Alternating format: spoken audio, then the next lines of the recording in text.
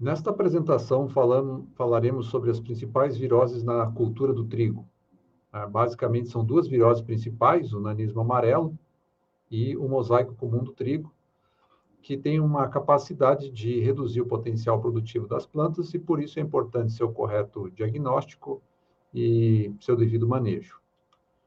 Meu nome é Douglas Lau, sou pesquisador da Embrapa Trigo desde 2006. Trabalho na parte de fitovirologia, voltado então para o diagnóstico, manejo dessas principais viroses que acometem a cultura do trigo. Então, como eu havia mencionado, nós falaremos hoje sobre essas principais viroses, sobre seu diagnóstico, como fazê-lo, as estimativas de dano decorrentes de infecções em diferentes materiais, em diferentes cultivares, e principalmente a eficácia e eficiência das medidas de manejo atualmente disponíveis. Primeiro conceito básico que nós devemos considerar é que nenhum método de controle é capaz de manter as culturas intactas ou livres de infecção. Portanto, nós devemos tomar todas as medidas que são passíveis de serem tomadas, tanto medidas preventivas quanto medidas no momento da instalação da lavoura. Então, dois outros princípios básicos são que para manejar é preciso conhecer adequadamente, então nós vamos falar bastante sobre a questão do diagnóstico, e quanto maior for o nosso conhecimento prévio sobre essas patologias, melhor será o nosso planejamento e os resultados no seu controle.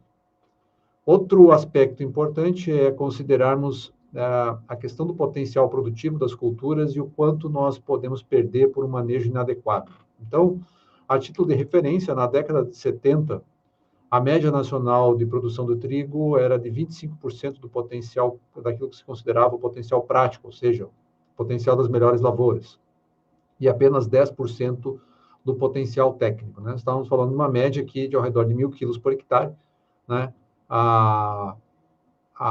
Aquilo que se podia atingir diante do potencial que os materiais manifestavam ainda era bastante baixo em função das dificuldades de manejo. A partir da década de 90, nós passamos aqui por uma média de 1.500 quilos por hectare, e o avanço tecnológico, então, elevou essa média nacional de produção de trigo para 30% do potencial prático e 20% do potencial técnico. Notem que nós ainda temos uma lacuna significativa em relação ao que é o potencial dos materiais. Se nós pegarmos uma série de dados mais recentes, nós podemos verificar que, aqui considerando em verde, são as colunas que consideram um manejo adequado para uma determinada patologia, em amarelo, a ausência de manejo, e a coluna em cinza representa a média da Conab de produção da cultura do trigo para o Rio Grande do Sul. Então, nesse cenário, nós verificamos que sempre temos uma defasagem entre o melhor manejo e a ausência de manejo. A cada ano, essa defasagem ela pode ser maior ou menor em função da pressão daquela determinada patologia, mas se nós fizermos um comparativo entre as condições experimentais e as condições de lavoura, nós verificamos que nós temos uma lacuna bastante significativa, né, ao redor de quase 50% daquilo que é o potencial produtivo da cultura. Então, nós vamos falar aqui hoje sobre, especificamente, as viroses e como diminuir essa lacuna entre a ausência de manejo e o melhor manejo para maximizar a produtividade da cultura do trigo. Bom, outros princípios básicos sobre o manejo integrado de pragas e de doenças é que nós sempre vamos começar com uma identificação, então a necessidade de se conhecer, de fazer um diagnóstico correto. Uma vez tendo um diagnóstico correto, nós partimos para um monitoramento. O monitoramento é fundamental para saber qual é o nível de uma determinada praga ou de uma determinada doença, de um determinado patógeno, e aí, a partir do momento que se avalia essa população, se vai implementar medidas de manejo que sejam necessárias. Algumas dessas medidas, elas são medidas até preventivas, que são tomadas antes do estabelecimento da cultura, como a escolha de um material genético. Outra medida extremamente importante, que é a rotação de culturas, que ajuda a diminuir inóculo numa determinada área. E também vamos ter as medidas que são tomadas no momento em que a lavoura já está implantada, por exemplo, como uma aplicação de um inseticida para controle de um inseto vetor de viroses. E uma vez feito esse passo a passo aqui, novamente nós entramos no monitoramento, porque as pragas e as doenças elas têm uma determinada dinâmica, uma flutuação que ocorre ao longo do ciclo da cultura, e elas podem estar naturalmente decrescendo ou podem ter passado abaixo do nível de ação, não sendo necessário um novo controle. Ou, em determinados momentos, a praga ou a doença continua com crescimento populacional e exige que se faça o manejo. Ponto fundamental para o entendimento das patologias de planta é que nós temos que considerar esse tripé do triângulo clássico da fitopatologia, que para ter doença eu preciso ter um hospedeiro suscetível, um patógeno ou uma praga que sejam compatíveis com esse hospedeiro, e eu tenho que ter um ambiente favorável. Então, a combinação de um hospedeiro suscetível, a presença de um patógeno virulento e condições ambientais que favoreçam a dinâmica desse patógeno ou dessa praga, vai fazer com que nós tenhamos, então, um ciclo epidemiológico em andamento. A taxa desse ciclo vai depender da favorabilidade desses três componentes. Quanto mais suscetível ao hospedeiro, quanto mais agressivo o patógeno, ou quanto maior a população do patógeno, e quanto mais favoráveis forem as condições ambientais ao crescimento desse patógeno, dessa praga, mais rapidamente nós teremos uma curva de progresso em ascensão e maiores danos e maiores severidades da patologia. A questão do diagnóstico. Então, para cada região tritícola, nós temos principais doenças e pragas que ocorrem. Algumas são de mais fácil diagnóstico, outras de diagnóstico um pouco mais complexo. Aqui estão ilustradas algumas patologias da cultura do trigo, por exemplo, um oídio, que é passível de ser diagnosticado de uma forma visual, tranquila. Uma questão de uma virose, aqui o mosaico do trigo, que pode ter um confundimento com outras patologias e, por vezes, pode exigir um exame laboratorial. Uma ferrugem, também muitas vezes é possível de fazer um diagnóstico visual, e a giberela do trigo. Né? Então, a mensagem aqui, nessa lâmina, é que nós temos principais doenças em função da região tritícola, em função das variações de clima, e que algumas patologias têm o seu diagnóstico mais fácil, que é um diagnóstico visual, e em alguns casos nós temos um diagnóstico mais complexo, que depende, então, de outras ferramentas, como ferramentas sorológicas e moleculares. As principais viroses que nós vamos tratar aqui, as duas que têm impacto econômico no Brasil, são o nanismo amarelo, que é um vírus transmitido, um grupo de vírus transmitido por afídeos ou pulgões, né, por insetos, e o mosaico do trigo, que é transmitido por uma espécie de um organismo protista que habita o solo, chamado Polymyxa graminis. Né? É uma espécie de um, muitas vezes comparado com um fungo, não é um fungo, na verdade, ele é um protista, que habita o solo e transmite o vírus do mosaico. Tá? Inicialmente, o nanismo amarelo, caracterizado por esses sintomas de amarelecimento das folhas, né, com a base da folha permanecendo verde, né, isso é bem típico, principalmente na folha bandeira. Transmissão se dá por afídeos, né, e nós vamos detalhar nos próximos slides quais são as principais espécies de afídeos que transmitem esse vírus. Aqui o sintoma ocorrendo no campo, no formato de reboleira, né, com as folhas amareladas típicas dessa virose, que é uma das viroses mais importantes que ocorre no mundo. Praticamente onde se tem trigo, tem-se a ocorrência do vírus do nanismo amarelo. Frisando aqui os sintomas em trigo, sintoma de amarelecimento. Na cevada também o sintoma é um sintoma de amarelecimento. Notem que o ápice da folha permanece amarelado e a base mais verde, às vezes com um enrijecimento do limbo, ele se tornando um pouco enrolado sobre si próprio. Exatamente o mesmo vírus que causa esse sintoma de amarelecimento no trigo, causa o sintoma de avermelhamento na aveia. Então, quando nós temos numa determinada região aveia avermelhada, significa que o inóculo desse vírus está sendo propagado e que ele poderá migrar com a ajuda dos pulgões da aveia posteriormente para o trigo. Aqui nós temos, então, as principais espécies de pulgões que ocorrem aqui no Brasil. O Schizaphis graminon, que é o pulgão verde, né? O Rhopalosifum padi, que é o pulgão da aveia, muito importante na epidemiologia da virose de nanismo amarelo na região subtropical do Brasil. O pulgão da folha, Metopolophium dirhodum, que já foi o pulgão mais importante aqui no sul do Brasil, do ponto de vista de praga da cultura do trigo e transmissor do vírus do nanismo. E o pulgão da espiga, que é muitas vezes observado em condições de campo, principalmente pelo fato dele colonizar a espiga, que é um órgão facilmente visualizável, né? Então, são essas as 4 principais espécies que podem transmitir aí o vírus do nanismo. Como é que é o ciclo da doença? O ciclo da doença, ela começa com a aquisição do vírus pelos pulgões se alimentando em uma planta infectada. Uma vez se alimentando da seiva, e essa seiva dessa planta portando o vírus, essas partículas virais vão transitar pelo trato digestivo do inseto, migrar para uma região que a gente chama de hemocele, né? Passa aqui por membranas e vai atingir essa hemocele, e posteriormente vai acumular na glândula salivar. Quando há uma certa quantidade de partículas virais acumuladas aqui, o vetor, o pulgão, ele se torna, então, um transmissor da virose. Então, tem um período para a aquisição do vírus e depois ele precisa migrar para uma outra planta para transmitir esse vírus, né? Normalmente, nós temos aí um período de horas para que se tenha aquisição e transmissão do vírus. E uma vez o vírus sendo transmitido para uma planta, existe aquilo que a gente chama de período de incubação, que é o período entre a inoculação e a manifestação dos sintomas, que é variável em função das condições climáticas, né? Mas normalmente, se nós temos temperaturas aí, como as temperaturas nossas de inverno, ao redor de 14 a 21 dias começam a aparecer os primeiros sintomas, né?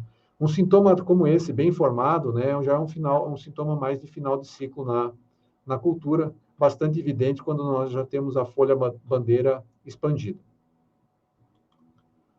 Pensando em diagnose, o diagnóstico pode ser feito de uma forma visual pelos sintomas, mas há um certo confundimento, né?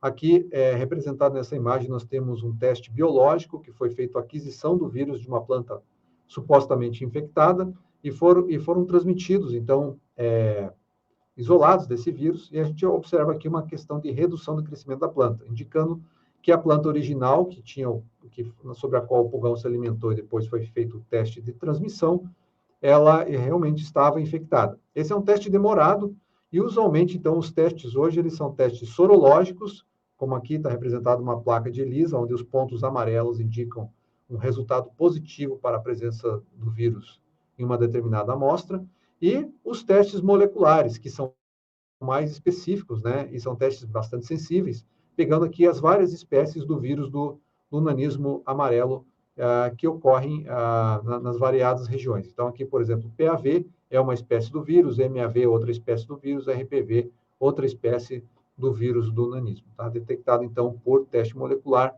a reação de RT-PCR. Outro aspecto fundamental quando se maneja uma patologia é saber, conhecer quais são os níveis de dano que ela pode causar. Tá? Então, o vírus do nanismo, ele causa sintomas bastante severos em determinados cultivares e em determinadas espécies, causando redução de porte de planta.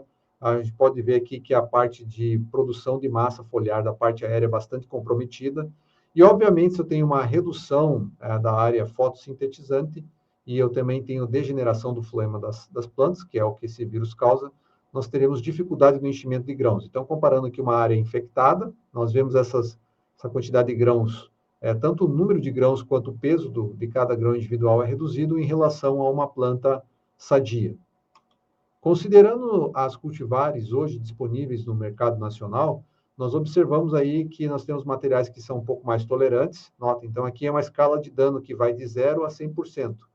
As classes de danos mais comuns são as que causam danos entre 30% e 40%. Alguns materiais presentes no mercado hoje têm danos na ordem de 0 a 20%, e alguns materiais são bastante sensíveis, com danos aí superiores a 60%. Né?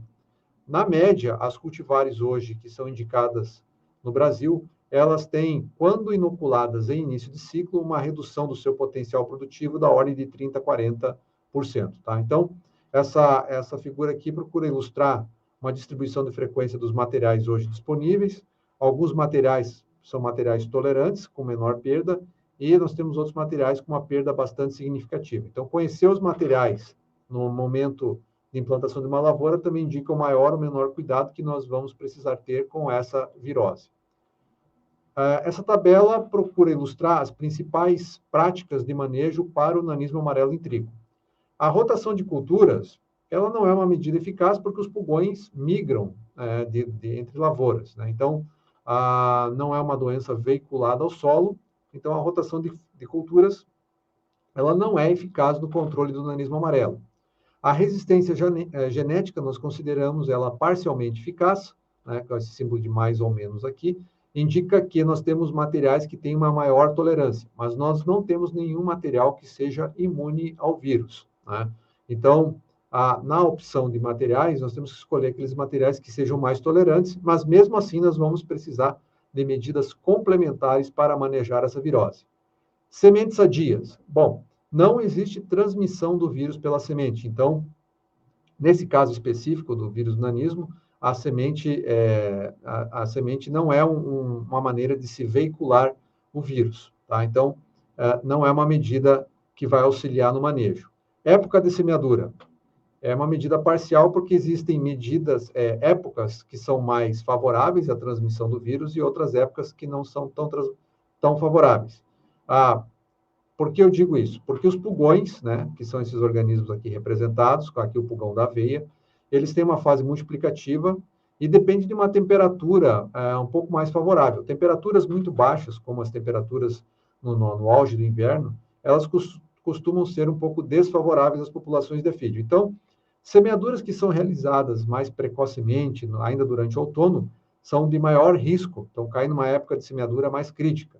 Semeaduras também muito tardias vão talvez expor a nossa cultura nos momentos de primavera a altas populações de efídio. Então, a época de semeadura, ela é um indicativo do maior ou menor risco à transmissão do vírus do nanismo amarelo, tá?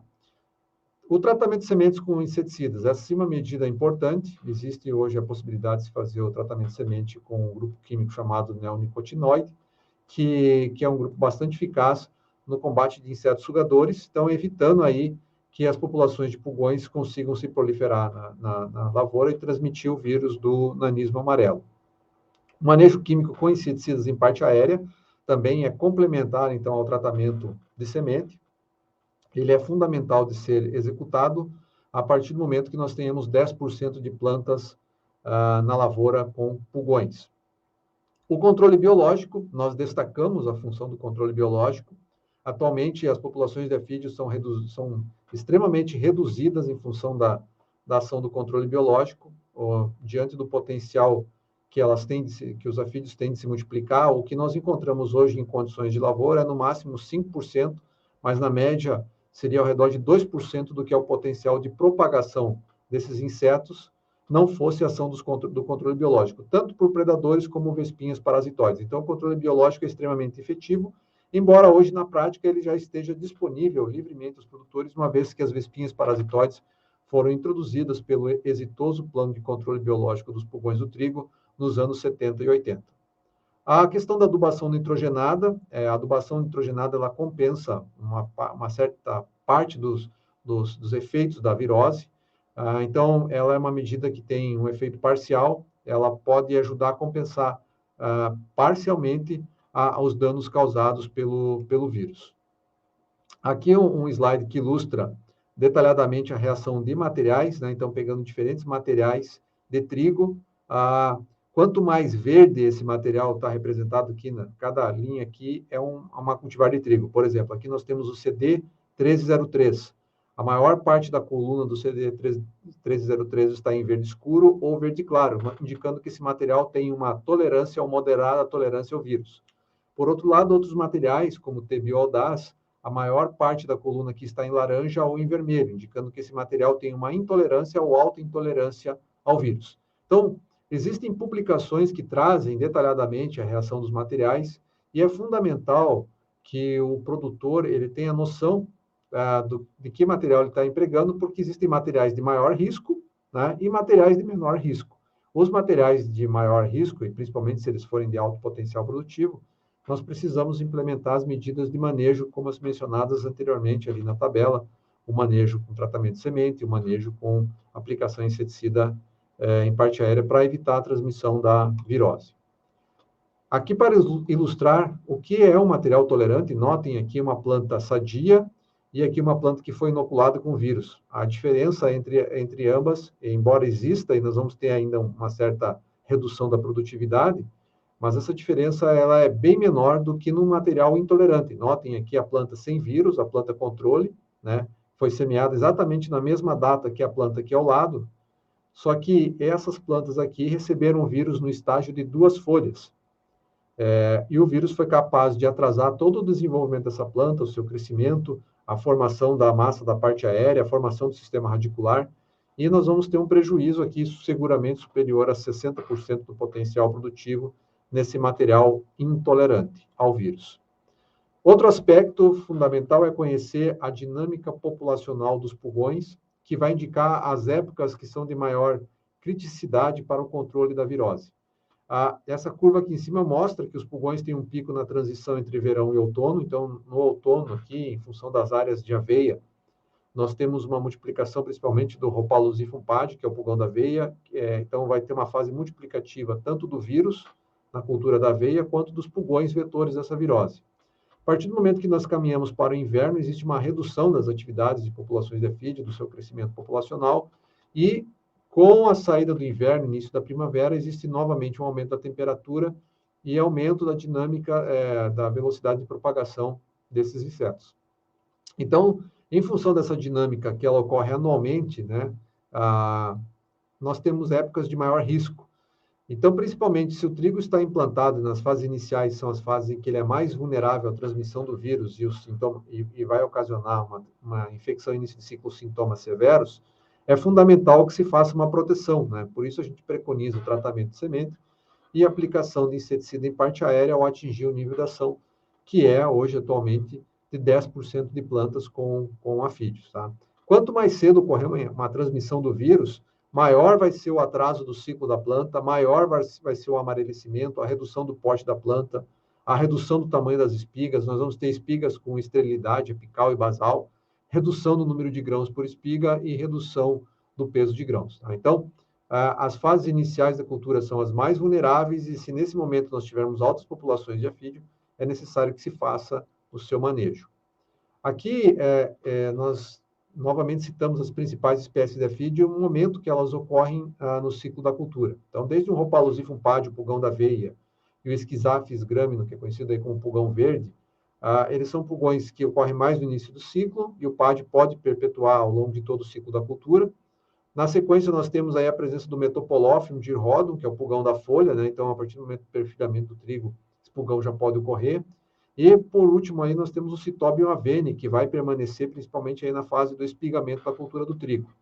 Normalmente, os técnicos costumam visualizar com facilidade o Citobium avene, mas notem que uma transmissão do vírus no final do ciclo seria muito menos importante do que essa transmissão no início de ciclo. Então, nós temos que nos preocupar aqui com o Rhopalosifum padi, principalmente no início do ciclo da cultura, em que uma transmissão da virose aqui acaba tendo efeitos lá no final, na colheita, com redução do potencial produtivo bastante significativo. E outros sintomas associados, como espiga chocolate, às vezes pode favorecer a presença de outras patologias, como giberela e assim por diante. Tá?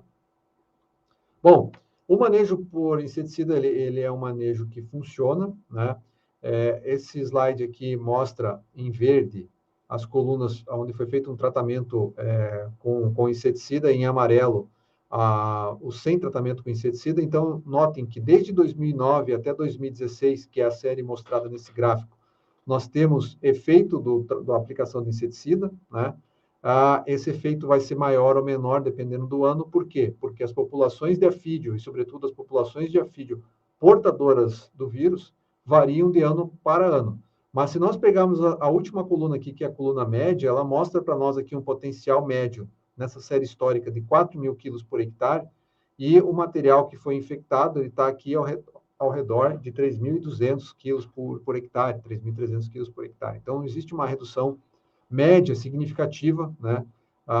Estimamos aí quase que na média dos anos ao redor de 19% a 20%, com alguns anos com redução aí na casa de 27% do potencial produtivo, né? E em determinadas condições pode ser até mais do que isso, se não for feito um manejo adequado. O próximo slide aqui, ele mostra as safras de 2014, 2015 e 2016, comparando diferentes manejos com inseticida, né? Um tratamento total, que é a aplicação de inseticida, uma espécie de controle com a aplicação semanal de inseticida, só para a gente saber qual é o potencial produtivo exato da cultura, mas, obviamente, isso não é preconizado em condição de lavoura, mas o que se preconiza é ou o tratamento de semente ou aplicação em parte aérea.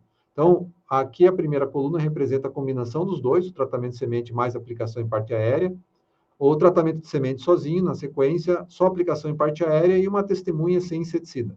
Notem que na média dos anos, então, nós tivemos aí uma divergência entre o tratamento total e o tratamento sem inseticida, e dependendo do ano, nós temos aí uma variação também entre as práticas de manejo.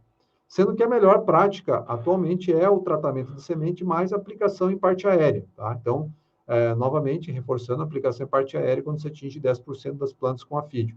E, novamente, quanto mais cedo ocorrer esse momento de transgressão do limiar de ação, mais crítico é do ponto de vista de danos à cultura. Por isso, o manejo na fase inicial é um manejo bastante importante para reduzir os danos causados pelo vírus do nanismo amarelo, tá? Então, se nós fizermos uma análise econômica, o TS mais PA, considerando produtividade da cultura e o custo de manejo, é o tratamento mais eficiente. Aqui ao lado nós temos um slide, um gráfico que mostra que a cada ano o pico da população de efídio pode ser mais cedo ou mais tardio, né?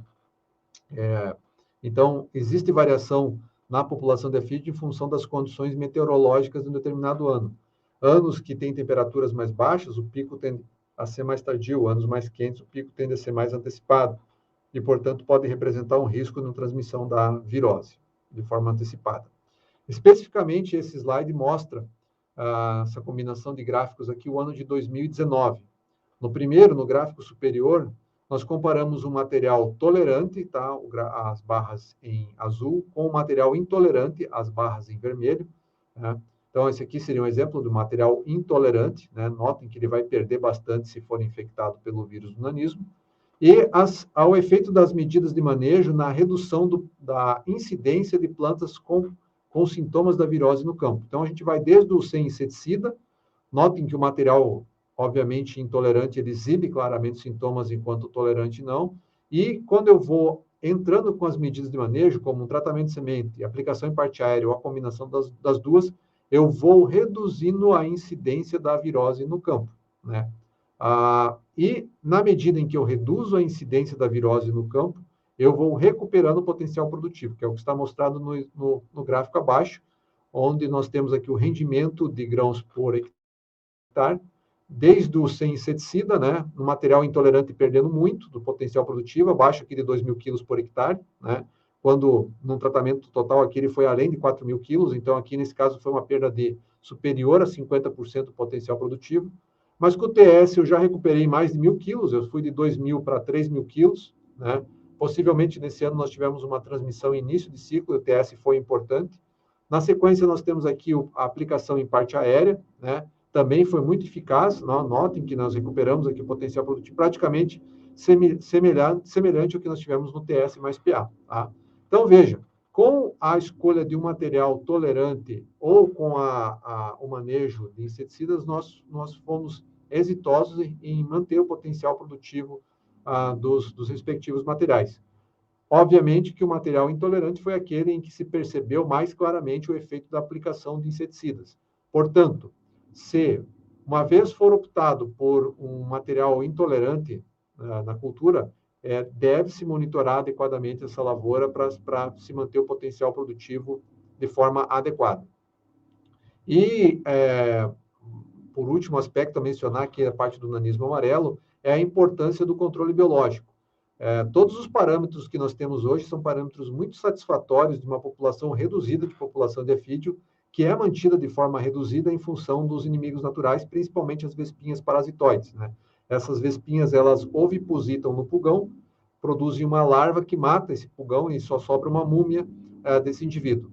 Nós também temos a ação dos predadores, que também auxiliam, né? Então, uma combinação de parasitoides e predador reduz a população de efídio, muitas vezes ela é apenas 1% do que ela poderia ser se não fosse a ação desses inimigos naturais. E se não fosse a ação desses inimigos naturais, nós estaríamos fazendo aplicações aí de inseticida em alta escala e sem a eficiência que nós temos hoje, porque hoje nós procuramos fazer aplicação apenas para evitar aí, principalmente essa parte de transmissão do vírus, né? Que é onde está aí a principal parte do problema hoje causado pelos pulgões. Aqui só para representar o que eu estava mencionando, né? pegando aqui uma análise de um ano, né? Sem inimigos naturais, uma população por uma parcela de 0,2 metros quadrados aí, 18 pulgões atingiram 23.478 pulgões ao final de 4 semanas, né? Poderiam atingir muito mais, pegar uma época mais favorável. Isso aqui é uma média ao longo de, pegando meses muito quentes e muito frios aqui para a região de Passo Fundo. Mas notem que com a ação de parasitoides, a população foi de apenas 444, ou seja, 2%, né? 1,9%, 2% do que era o potencial dessa população. Quando nós combinamos parasitoides e predadores, a população foi apenas 0,1% do potencial, né? Então, novamente, a ação das vespinhas parasitoides, mais predadores, como joaninha, serfídeos e assim por diante, ajudam a manter o sistema equilibrado, e o que se faz hoje, do ponto de vista de manejo, é um ajuste fino para evitar a transmissão do vírus e uma perda, vamos dizer assim, chamada residual, diante do que seria o potencial de dano causado pelos pulgões, não fosse a ação dos inimigos naturais. A próxima patologia da qual nós vamos comentar é o mosaico do trigo. Diferentemente da patologia anterior, que é transmitida por pulgões, aqui o vetor é o Polymyxa gaminis, que é um organismo de solo. Então, a gente para de pensar numa dinâmica de parte aérea e passa a trabalhar agora com uma dinâmica que está veiculada ao solo. As condições do solo vão determinar maior ou menor nível dessa virose, tá? Os sintomas típicos são essas estrias, né, que dá o nome aí de mosaico, né, essa alternância entre áreas sadias e afetadas na folha. Aqui é uma partícula viral do vírus. O vírus chama-se Wheat Stripe Mosaic Virus, né? É o vírus, vamos dizer assim, da estria aí do trigo.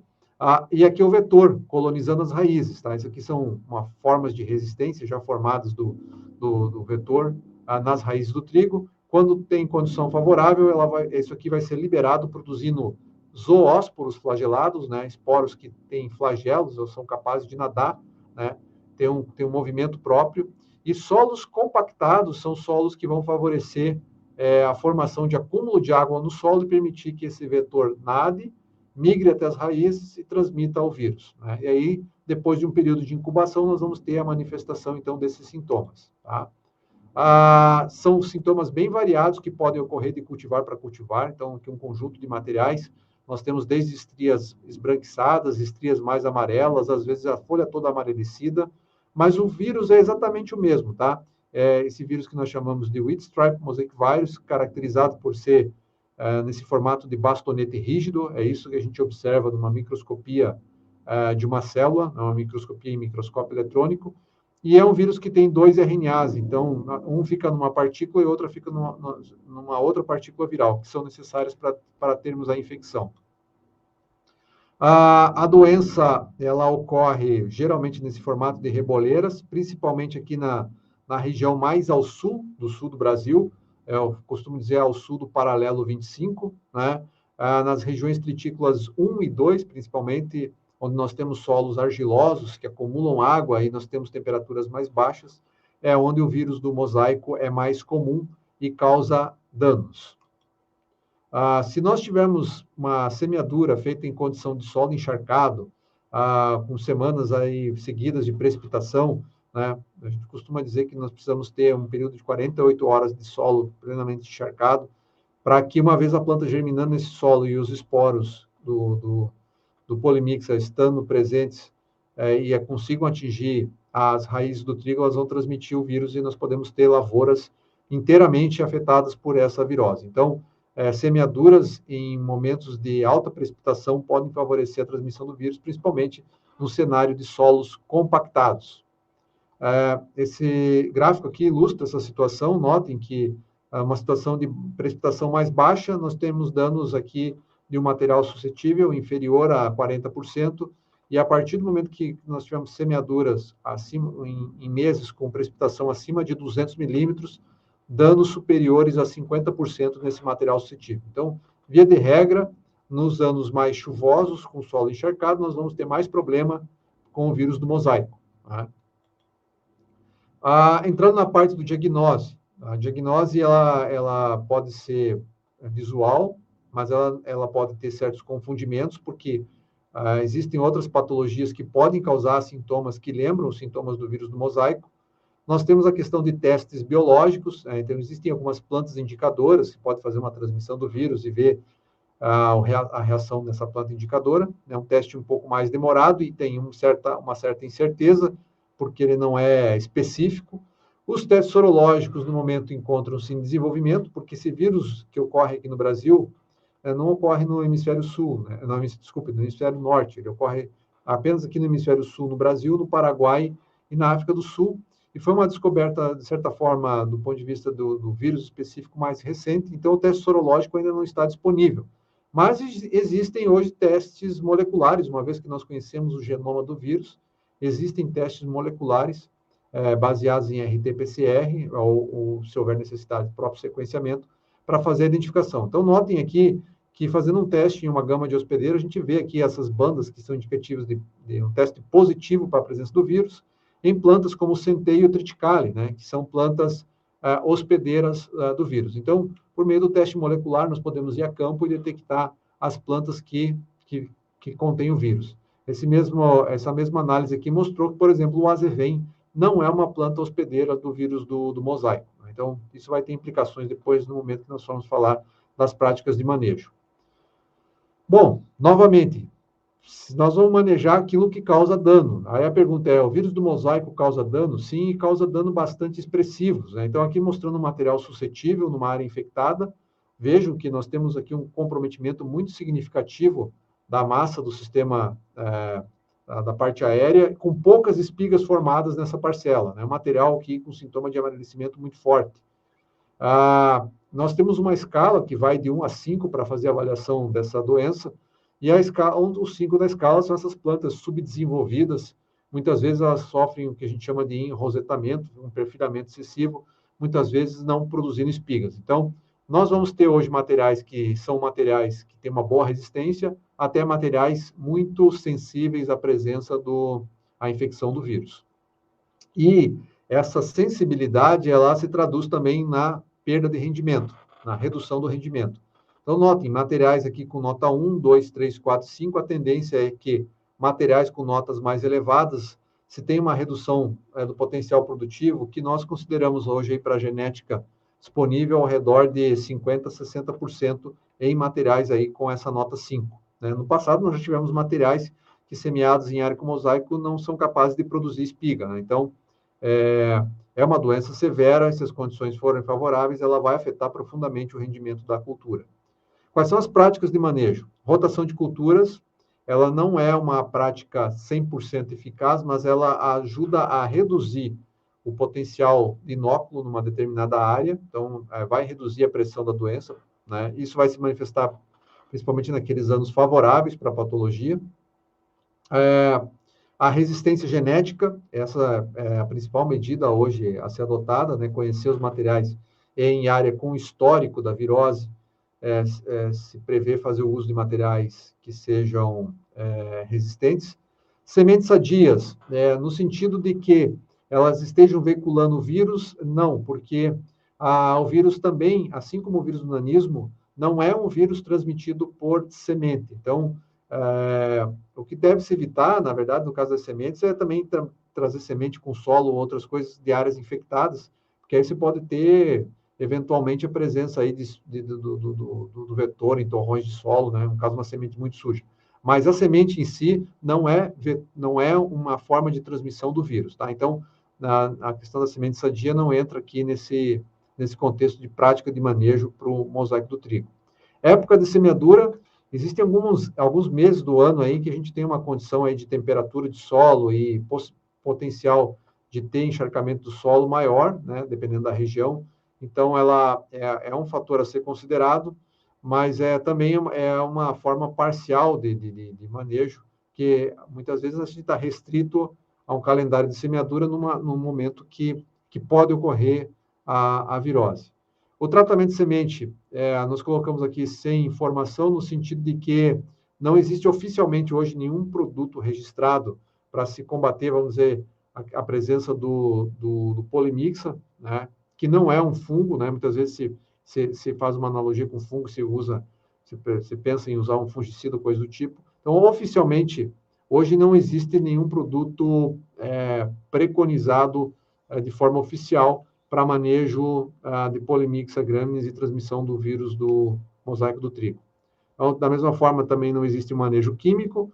O controle biológico se fala bastante em solos supressivos, mas também oficialmente ainda não tem nenhum agente de controle biológico estabelecido para se trabalhar com Polymyxa graminis aqui no Brasil, né, o vetor do vírus aqui no Brasil.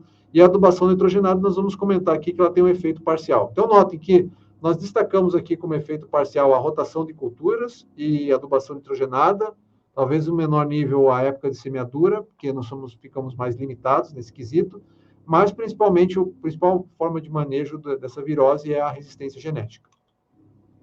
E aqui esse slide ilustra bem o quão eficaz é a resistência genética. Uma área com mosaico, material sensível lá atrás, ali, ó, perdendo bastante do seu potencial produtivo, e aqui um material resistente que tem baixa perda, né? Um nível de resistência bastante satisfatório. Existem tabelas hoje com a reação dos materiais aí que vão, como eu mencionei, podem perder aí 60% do que seria o seu potencial produtivo, e outros materiais que são materiais aqui destacados em verde, né? Aqui está a testemunha Embrapa 16, que é a fonte de resistência mais conhecida hoje na genética brasileira de trigo, né? Então, materiais que vão perder pouco do seu potencial produtivo frente a outros materiais que são mais sensíveis e que devem ser evitados em área com histórico da virose. Falando um pouco da adubação nitrogenada, comparando aqui o material suscetível e resistente em área com mosaico, nós fizemos um ensaio aí usando diferentes doses de nitrogênio. Note, o material sensível já está um pouco mais amarelado aqui em relação ao material resistente, né? Então, a resistência genética é o principal fator, mas vamos ver como é que fica a resposta à adubação nitrogenada nesse cenário. Então, foram 4 cenários estudados, um cenário de baixa pressão da doença, aqui destacado com essa linha em verde, né? Comparando aqui duas cultivares, o Embrapa 16 e o Guamirim, um resistente e um suscetível. Num cenário de baixa incidência da virose, ambos responderam à presença do vírus, à adubação nitrogenada, né, de uma forma bastante adequada. Então, indicando que, em baixa pressão de doença, um bom uso de nitrogênio é recomendável no caso dessa patologia. Por outro lado, entrando em cenários já mais intermediários, note que o Guamirim aqui ele não respondeu à presença do nitrogênio, né? Enquanto o Embrapa 16 continuou respondendo à presença da adubação nitrogenada. Então, o vírus pode ter comprometido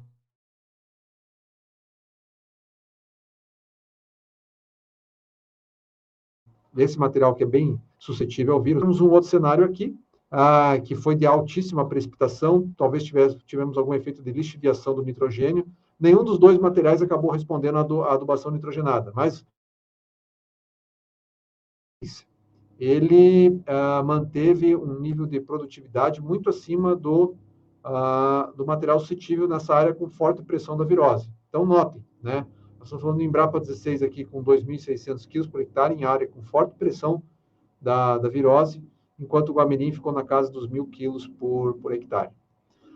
E por último aqui também o cenário de alta pressão da doença. Nesse cenário houve resposta do material suscetível à adubação nitrogenada, mas mesmo no patamar de adubação nitrogenada mais alta, ele não atingiu o nível de produtividade sem nitrogênio do material suscetível, né? Então, do material resistente, desculpe. Então, notem que, nesse caso, a adubação nitrogenada, ela, de certa forma, o material respondeu à adubação, mas em patamares que ficou abaixo dos valores econômicos que seriam necessários para cobrir os custos de produção da lavoura. Então, a principal mensagem é que em cenários de baixa incidência da virose, os efeitos compensatórios podem se manifestar, e isso também dependendo do material produtivo, mas em condições de alta pressão da doença, o efeito da adubação pode não compensar o efeito da suscetibilidade do material. Então, novamente, recomendando principalmente o uso de materiais resistentes em áreas com histórico da virose. Por último, das medidas de manejo, nós vamos falar da rotação de cultura, né? Foi feito um ensaio nessa área aqui, que é um ensaio de longa duração, com diferentes sistemas de rotação de cultura, colocando materiais com diferentes níveis de sensibilidade ao vírus, tá? Desde material suscetível, material com moderada suscetibilidade, moderada resistência, e um material mais resistente, tá? Então, o sistema de rotação foi uma monocultura de trigo, 1 ano sem trigo, né? Então aveia branca, trigo, 2 anos sem trigo, ervilhaca, aveia branca e trigo, e 3 anos sem trigo, aveia preta, cevada, aveia preta e trigo. Se nós olharmos do ponto de vista da incidência da virose, primeiro, destaca-se novamente a resistência do material. O guamirim, que é o material suscetível, foi que teve a mais alta incidência do mosaico. Na sequência, nós tivemos o BRS parrudo e, na sequência, o BRS reponte. O parrudo com baixo nível, né, porque é um material resistente, e o BRS reponte com um nível um pouco mais intermediário em relação ao guamirim. Mas, se nós olharmos aqui a questão da rotação de cultura, na medida em que nós vamos ficando 1 ano, 2 anos sem trigo, a incidência da virose vai diminuindo de forma bastante significativa. Então, a rotação de culturas ajuda a reduzir a intensidade da doença no campo. E, na medida que se recupera esse potencial produtivo, reduz a infecção, recupera o potencial produtivo dos materiais. Então, notem que aqui nos 3 anos sem trigo, nós tivemos um alto potencial de produção na área, né? E na monocultura, os materiais foram muito penalizados, sobretudo os materiais suscetíveis à virose. Para fechar essa mensagem, então, nós vamos entrar aqui na questão das condições meteorológicas. Para patologias em geral, os anos de laninha são anos que nós temos menos problemas com doença e, portanto, temos desvios positivos de produtividade, e os anos de El Niño são anos de maior pressão da doença e desvios negativos de produtividade, né? Então, principalmente em anos de El Niño, nós temos que ter um cuidado maior aí com as nossas lavouras. Até pensando também que esses anos nós vamos ter uma limitação do potencial produtivo por redução de radiação, né?